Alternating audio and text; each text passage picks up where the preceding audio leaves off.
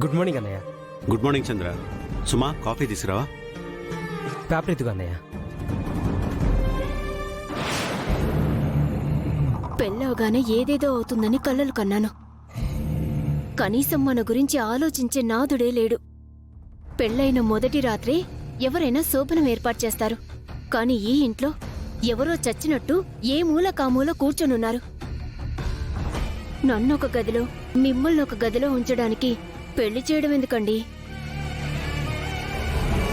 మౌనిక, మందారం రాకుండా ఉండుంటే నువ్వు అనుకున్నట్టే అన్ని కార్యాలు జరిగేవి. కానీ మధ్యలో మందారం వచ్చింది కదా. ఎలాగో మందారాన్ని లేపేద్దాం అనుకున్నాం కదా. అప్పటి వరకు వెయిట్ చేద్దాం. పిన్ని, నాన్న కాఫీ నేనిస్తాను. వద్దు రూపా. బావగారు నీ మీద కోపంగా ఉన్నారు, నేనిస్తానులే. పిన్ని, కోపంగా ఉన్నారు కదా అని దూరంగా ఉంటే దూరంగానే ఉండిపోవాల్సి వస్తుంది పిన్ని. ప్రయత్నిస్తేనే కదా దూరం తగ్గుతుంది. సరే వెళ్ళివ్వు.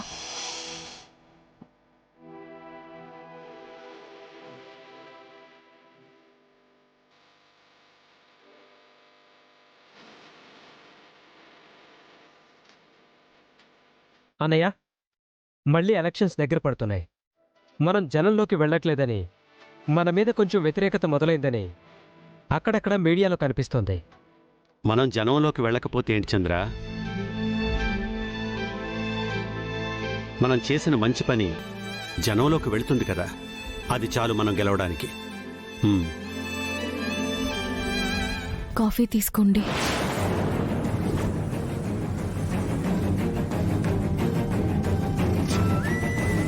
సుమా,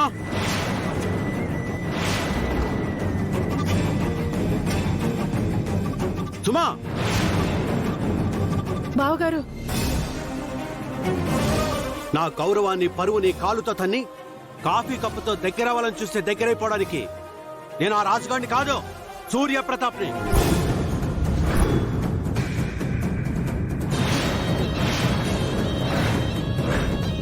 నాన్న, సారీ నాన్న. వద్దు, నువ్వు సారీ చెప్పొద్దు, నన్ను నాన్నని పిలవద్దు. చేసిన తప్పు నువ్వు మర్చిపోవచ్చు, కొట్టిన దెబ్బ నువ్వు మర్చిపోవచ్చు, కానీ నేను మర్చిపోలేను.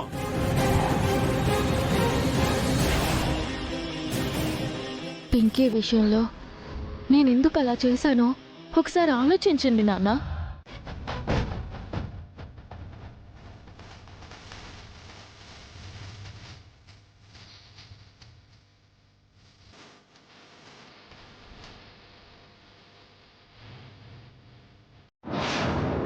హోసే మందారం,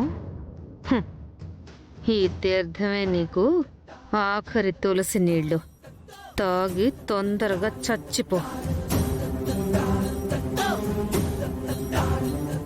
మందారం, నువ్వు బ్రతికితే మేం చావడం ఖాయం.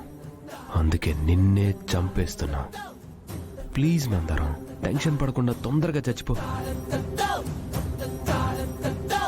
నీ మంచి మనసుకి అంతా మంచి జరుగుతుంది మందారం. నువ్వు తొందరలోనే కోలుకుంటావు.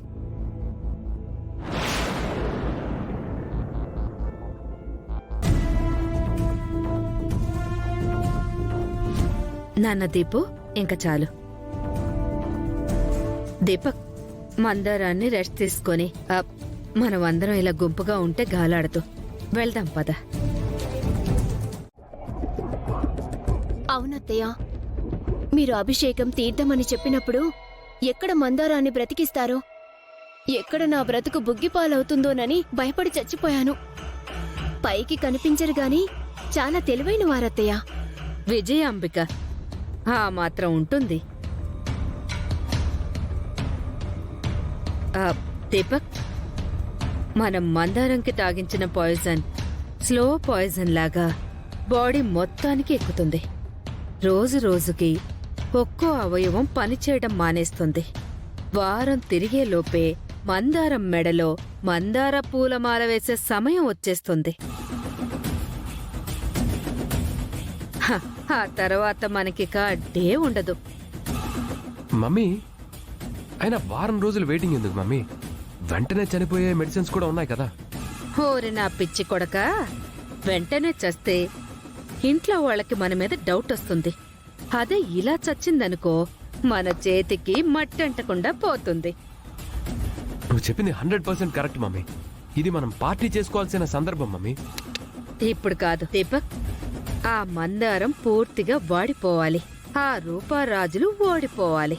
అప్పుడు మనం పార్టీ చేసుకోవాలి.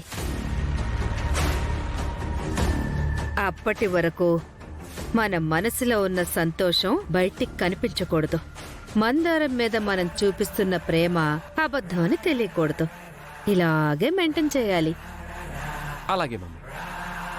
ప్రస్తుతానికి కాక్టైల్తో కాకపోయినా కాఫీతో ఎంజాయ్ చేద్దాం మమ్మీ. ఏమండి, నా కోసం మీరు మందారాన్ని చంపుతున్నారు కాబట్టి మీకోసం నేను కాఫీ చేసి తీసుకొస్తాను. వెళ్ళి మౌనిక, వెళ్ళి కాఫీ తీసుకురా. తీసుకొస్తాను. దాన్ని పంపించవేంటి దీపక్? మనల్ని నమ్మొచ్చింది మమ్మీ, మనకి హాని తలపెట్టదులే. మమ్మీ, పెళ్ళైపోగానే వాళ్ళు ఇచ్చే డబ్బులతో మనం అమెరికా చెక్కేద్దాం అనుకున్నాం కదా. వాళ్ళ మనీ అడుగు మమ్మీ, లేదంటే మనం ఇక్కడే బుక్ అయిపోతాం.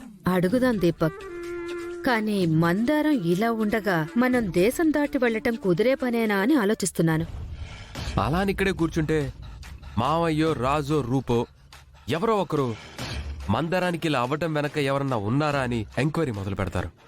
నిదానంగానైనా నిజం బయటపడుతుంది కదా మమ్మీ.